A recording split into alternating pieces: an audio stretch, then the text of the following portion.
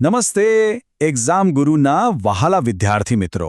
આજે આપણે ગણિતની એક એવી મજેદાર દુનિયામાં સફર કરવાના છીએ જે આપણી આસપાસ બધે જ છે. તો તૈયાર છો?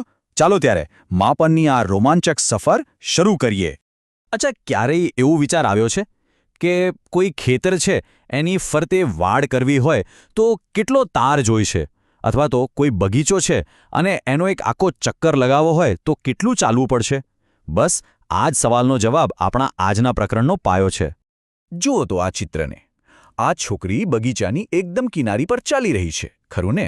તો એ જે કુલ અંતર કાપશે એ જ એ બગીચાની હદનું માપ થયું કહેવાય. અને ગણિતની ભાષામાં આ કિનારી પરની મુસાફરી માટે એક ખાસ શબ્દ છે. ચાલો જાણીએ કે એ શબ્દ કયો છે. તો વિભાગ 1 છે પરિમિતિ, એટલે કે આસપાસની સફર. કોઈ પણ બંધ આકારની જે ધાર હોય એની પરની આ મુસાફરીને ચાલો આપણે જરા વધારે ઊંડાણથી સમજીએ. પરિમિતિની વ્યાખ્યા તો સાવ સહેલી છે. એ બીજું કંઈ નથી પણ કોઈ પણ બંધ આકૃતિની જેટલી પણ બાજુઓ હોય એ બધી બાજુઓના માપનો સીધો સાદો સરવાળો. બસ બધી બાજુઓને માપો અને એમને ભેગી કરી દો. હવે આ એક મસ્ત ઉદાહરણ જુઓ. વિચારો કે આ સરસ મજાના કાપડની કિનારી પર લેસ લગાવી છે.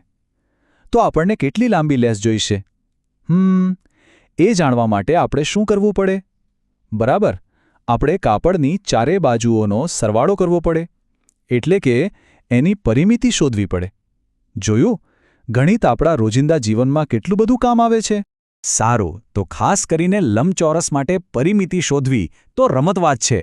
સૌથી પહેલાં શું કરવાનું? એની લંબાઈ અને પહોળાઈ માપી લો. પછી આ એક નાનકડું સૂત્ર વાપરો, 2 ગુણ્યા કૌંસમાં લંબાઈ વત્તા પહોળાઈ. હવે તમે કહેશો કે આવું કેમ? કારણ કે લંબચોરસમાં 2 સરખી લંબાઈ અને 2 સરખી પહોળાઈ હોય છે. એટલે જ આપણે લંબાઈ અને પહોળાઈનો સરવાળો કરીને એને બમણું કરી દઈએ છીએ. સિમ્પલ. ચાલો હવે આવીએ વિભાગ 2 પર, પરિમિતિની ગણતરી.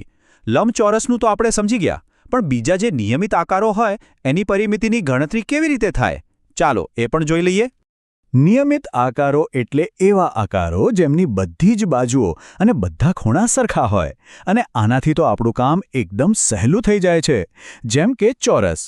એને 4 સરખી બાજુઓ હોય તો બસ 4ને બાજુની લંબાઈ વડે ગુણી નાખો.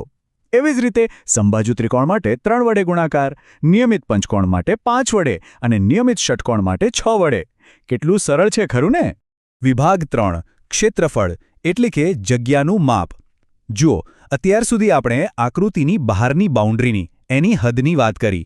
પણ એ આકૃતિની અંદર જે જગ્યા રોકાયેલી છે એનું શું? ચાલો હવે એને સમજીએ. ઘણા વિદ્યાર્થી મિત્રો આ 2 શબ્દો પરિમિતિ અને ક્ષેત્રફળમાં બહુ ગૂંચવાય છે. પણ ચિંતા ના કરશો, આ સ્લાઇડ તમારું બધું કન્ફ્યુઝન દૂર કરી દેશે. સાવ સહેલી ભાષામાં સમજીએ. પરિમિતિ એટલે ખેતરની ફરતેની વાડ અને ક્ષેત્રફળ એટલે વાડની અંદરની આખી જમીન. પરિમિતિ લંબાઈ છે એટલે એનો એકમ મીટર કે સેન્ટીમીટર હોય, જ્યારે ક્ષેત્રફળ જગ્યા છે એટલે એનો એકમ ચોરસ મીટર કે ચોરસ સેન્ટીમીટર હોય. આ તફાવત બરાબર મગજમાં બેસાડી દેજો. આ 2 પાંદડા જુઓ.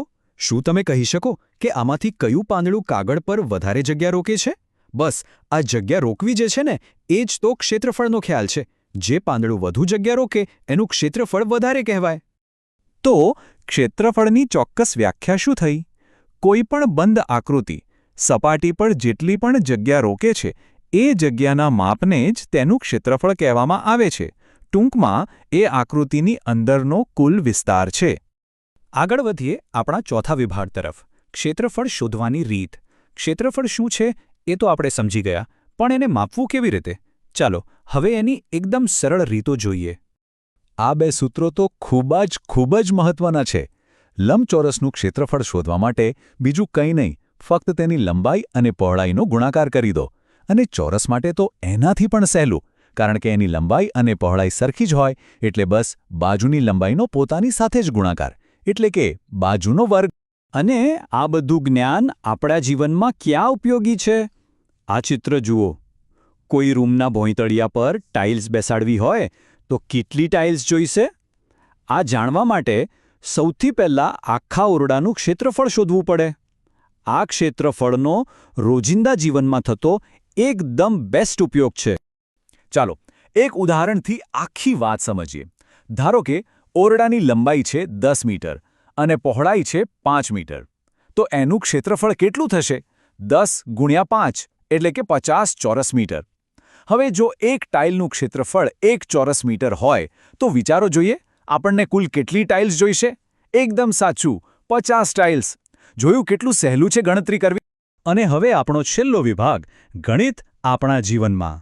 તો મારા વહાલા વિદ્યાર્થી મિત્રો, આજે આપણે જોયું કે પરિમિતિ અને ક્ષેત્રફળ એ માત્ર પુસ્તકના પાના પરના શબ્દો નથી, પણ આપણા રોજિંદા જીવનનો એક ખૂબ જ મહત્વનો ભાગ છે.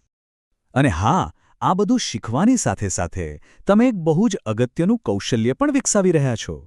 જેમ આપણે લંબાઈ અને પહોળાઈ જેવી માહિતી ભેગી કરી અને તેનો ઉપયોગ ક્ષેત્રફળ શોધવા માટે કર્યો, એ જ રીતે તમે તમારી અધ્યયન નિષ્પત્તિ M618 તરફ આગળ વધી રહ્યા છો, જેમાં માહિતીને સમજવી અને તેનો ઉપયોગ કરવો એ જ તો મુખ્ય છે.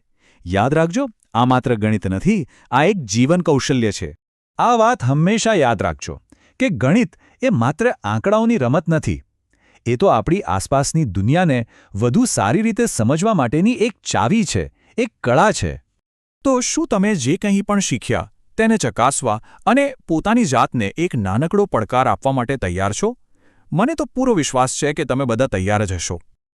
તમે આ પ્રકરણ કેટલું પાકું કર્યું છે તે જાણવા અને તમારી હોશિયારી બતાવવા માટે બીજું કંઈ નહીં, અત્યારે જ અમારી વેબસાઇટ www.examnoguru.com પર જાઓ અને ત્યાં આપેલી LO આધારિત ક્વિઝ આપો. ચાલો જોઈએ કોના પૂરેપૂરા માર્ક્સ આવે છે. જલ્દી કરો.